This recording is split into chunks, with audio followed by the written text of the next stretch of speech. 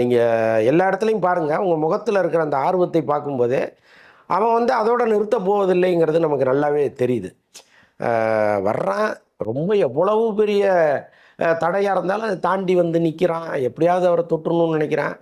அரசியலாக அவன் தெரிஞ்சுக்கலன்னா கூட விஜய் அவருக்கு நாம் ஏதாவது செய்யணுங்கிற எண்ணம் வந்து அவங்க மனசில் இருக்குது. அதை வந்து நம்ம கட்டாயமாக பல இடங்களில் பார்க்குறோம். அதே மாதிரி பல ஊர்களில் கேட்கும் பொழுது எல்லாருமே வந்து டிவிக்கே அவங்களுக்கு தான் ஓட்டு போடுவோம்லாம் சொல்கிறாங்க. அது பெரும்பான்மையாக இருக்குது. ஸோ அது வந்து கட்டாயமாக எலெக்ஷனில் ஒரு பெரிய ரோலை பண்ணும்.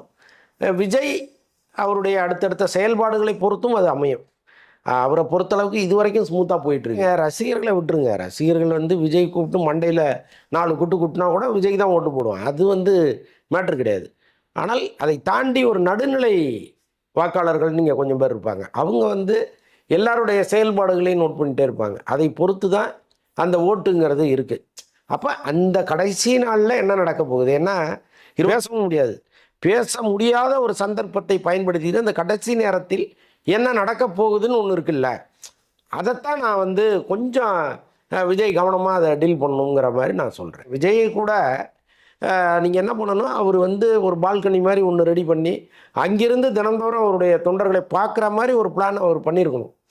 இப்போ பாருங்கள், அவர் ஏதோ முள்ளு வெளியெல்லாம் பூந்து எங்கேயோ இடுக்குலேருந்து கையை அப்படி இருக்கக்கூடாது. இல்லை, ஒரு தலைவன் நீங்கள் உருவாக்கும் போதே அதெல்லாம் ரெடி பண்ணி வச்சுக்கணும்ல. ஏன்னா தினந்தோறும் தொண்டர்கள் வராங்க, நிற்கிறாங்க, நீங்கள் பார்த்து கையை வச்சு அவனுக்கு அது ஒரு பெரிய ஒரு ஒரு நல்ல சந்தோஷமாக போவான்ல. அப்போ அதற்கான விஷயங்கள்லாம் பண்ணிக்கணும். கட்டாயமாக அவர் மீது இருக்கிற அன்பு, பாசம் இன்னும் என்னெல்லாம் இருக்கோ அதுக்கு நீங்கள் எல்லாமே சொல்லிக்கலாம். இந்த கரூரில் மட்டும் அந்த பிரேக் அவருக்கு நடக்கலைன்னா 234 தொகுதிக்கும் அவர் போயிருப்பாருன்னு நான் உறுதியாக நம்புகிறேன். அந்த கரூர் சம்பவம் அவரை வந்து மனதளவில் ரொம்ப நொறுக்கிருச்சு. அதற்கப்புறம் அவர் செயல்பாடுகளே இங்கே எஸ்ஓபி வந்து தடுத்துருச்சு. நீங்கள் சட்டத்திட்டங்கள் எல்லாமே டோட்டலாக மாற்றி அவருக்கு எல்லாமே ரெஸ்ட்ரிக்ஷன் வந்துருச்சு. இப்போ வேறு கட்சிகளுக்கு இந்த மாதிரி இருக்கான்னா இல்லை, விஜய்க்கு மட்டும்தான் அவ்வளோ ரெஸ்ட்ரிக்ஷனும். அப்போ அவர் வந்து அவருடைய வேகமே தடைப்பட்டுருச்சு. அப்படி இருந்தும் அவர் எப்பெல்லாம் வெளியில் வராரோ அப்போல்லாம் அந்த கூட்டம் வந்து பார்க்குறது வச்சு பார்க்கும் பொழுது கட்டாயமாக இந்த கூட்டம் ஏதோ ஒரு ரோலில் பண்ண போகுது. அது வந்து சும்மா ஏதோ வந்தோம், வேடிக்கை பார்த்தோம், கை தட்டினோம், போனோன்னு இருக்கிற கூட்டம் கிடையாது. அது ஏதோ ஒன்று பண்ண போகுது. அது எத்தனை சதவீதம் பண்ண போகுதுங்கிறது தான் முக்கியமான கேள்வியாக இருக்குது. திருப்பூர் வராரு, பெரிய கூட்டம் கூடிருச்சு. ஆமாம், கண்ட்ரோல் பண்ண முடியாத அளவு கூட்டம் ஆகி போச்சு. அவரே பல இடத்துல இறங்குன்றாரு, இறங்க மாட்டேங்கிறான். அப்போ அவருக்கு பதட்டம் வந்துடுது. எப்படியாவது படித்து முடித்து சீக்கிரம் முடிச்சுட்டு இந்த கூட்டத்தை வீட்டுக்கு அனுப்பிடணுங்கிற பதட்டம் வந்துடுச்சு அவர்கிட்ட. மலன்னு படிக்கிறாரு. அதில் ஒரு உயிர் கிடையாது, ஒரு உணர்வு கிடையாது. என்னென்னா எப்படியாவது படித்து முடிச்சிடணுங்கிறது தான் இருக்குது. இவங்களை வந்து வீட்டுக்கு அனுப்பிடணும், இது இன்னும் இந்த கூட்டம் பெருக பெருக ஆபத்து அப்படிங்கிறது தெரியுது. என்னென்னா இந்த 41 பேர் இறந்த பிறகு ஒரு பக்கம் தனியாக மன உளைச்சல், இன்னொரு பக்கம் கவர்மெண்ட் கொடுத்த நெருக்கடி, இன்னொரு பக்கம் சிபிஐ கேட்ட கேள்விகள், இது எல்லாமே இருக்குது.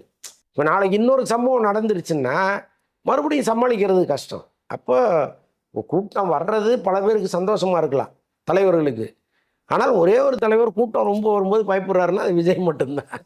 அதான் சொல்கிறாங்க நிறைய பேர் வந்து பணம் கொடுத்தாலும் வர்றதுக்கு ஆள் இல்லை, சொன்ன நேரத்துக்கு வர மாட்டேன்றாங்க. நாங்கள் ஆனால் இங்கே அப்படியே உள்டாவாக இருக்குது. வராதிங்கிற ஒரு முறையும் அறிக்கையிலே ஸ்டார்ட் பண்ணுறாங்க. வயதானவர்கள் வராதிங்க, குழந்தைங்க வராதிங்க, விஜய் வராரு, சீக்கிரமாக போயிருங்கன்னு சொன்னாலும் அந்த கூட்டம் போக மாட்டேன்து.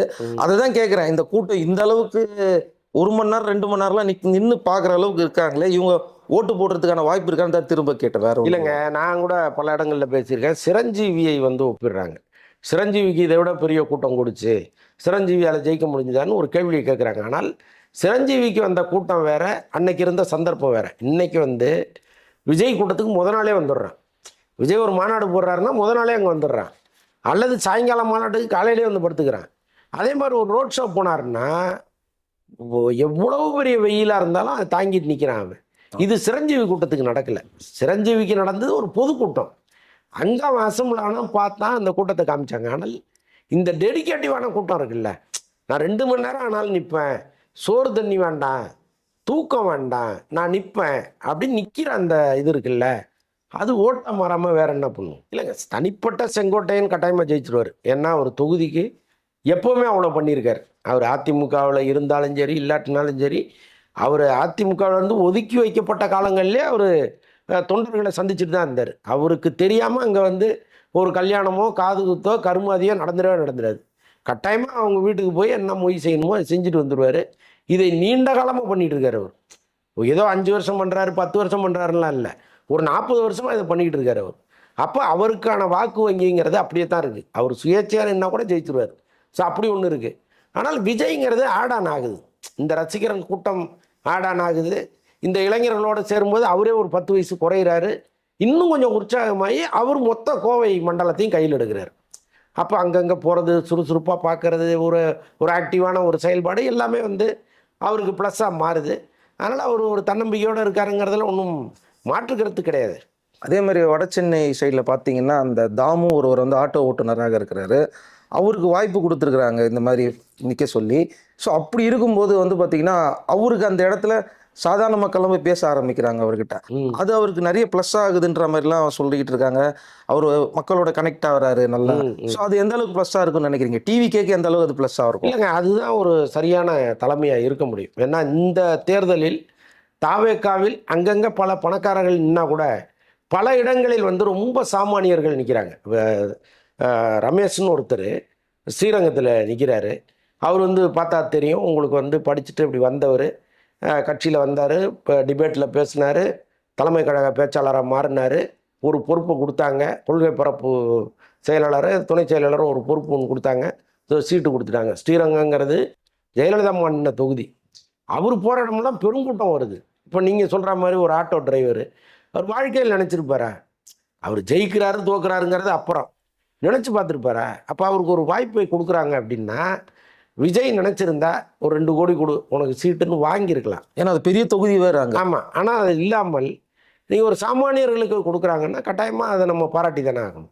234 தொகுதியிலையும் அப்படி கொடுக்க முடியாது. ஏன்னா அதுவும் ஒரு கட்சி, அதுக்கு வந்து வேலை செய்யணும், போஸ்டர் அடிக்கணும், பல விஷயங்கள் இருக்குது. அப்போ பேசிக்கலாக கொஞ்சம் வசதியான ஆள் வேணும்னு நினைக்கிறதுல தப்பு இல்லை. ஆனால் ஒரேடியாக 234 தொகுதி அப்படி நினைக்காம ஒரு 70 தொகுதி 80 தொகுதி இப்படி எளியவர்களை நிறுத்தும் போது அதை நம்ம ப்ளஸ்ஸாக பார்க்க வேண்டியதாக இருக்குது. அவருடைய நண்பர் சஞ்சீவியும் அவருக்கு அனுப்பியிருக்கிறாரு, போய் பிரச்சாரம் பண்ணுங்கன்னு சொல்லிட்டு. கரெக்டாக தாமு அவர்கிட்ட அனுப்பியிருக்கிறாரு. ஸோ அந்த அளவுக்கு கனெக்டா சார் அவர் அந்த தாமும் விஜயும்? இல்லை, நம்ம அவர் வந்து அந்த மேடையில் பார்த்து அவர் பேசுனது தான் நம்ம கேட்டோம். நான் வந்து ஒரு சாதாரண ஆள், எனக்கு தலைவர் வாய்ப்பு கொடுத்தாரு அப்படிங்கிறது அவர் அதுக்கப்புறம் வந்து அந்த மேடையில் இறங்கி பேசுனதெல்லாம் நம்ம கேட்டோம். ஸோ அதுக்கப்புறம் தான் தெரியுது ஒரு ஆட்டோ டிரைவருக்கு விஜய் ஒரு ஆப்பர்ச்சுனிட்டி கொடுத்துருக்கிறாரு அப்படின்னு. அப்போ அவருக்கு ஆதரவாக இருக்கணும்னு அவருடைய நண்பர்களை அனுப்பி வைக்கிறதெல்லாம் ரொம்ப ஒரு ஸ்பெஷல் அட்டென்ஷனாக இருக்குது. அதுதான் கேட்குறேன். கரெக்டாக அங்கே அவரை ஃபஸ்ட்டு போய் அங்கே பாருங்க அப்படின்னு சொல்கிறது தான் கேட்குறேன் நான். அதுதான் அதுதாங்க ஒரு தலைமை பண்பு. இப்போ நீங்கள் மற்ற கட்சிகள்லேயும் அது இருக்கும். எம்ஜிஆர் காலத்தில் இருந்திருக்கு. இப்போ என் தொகுதியிலலாம் நான் ஊரில் படிக்கும் பொழுது ஒரு சைக்கிள் கம்பெனி வச்சுருந்தவருக்கு தான் எம்ஜிஆர் சீட்டு கொடுத்தாரு. அவர் எம்எல்ஏவானார். அதுக்கப்புறம் மிகப்பெரிய பொறுப்புகள்லாம் கொடுத்தாங்க. ஸோ அதனால் அந்த மாதிரி எளியவர்கள் நம்மோடு பயணித்தவர்களுக்கு வாய்ப்பு கொடுக்கறது தான் ஒரு சரியான தலைமைக்கு அழகு. அதை விஜய் செய்கிறாருல்ல.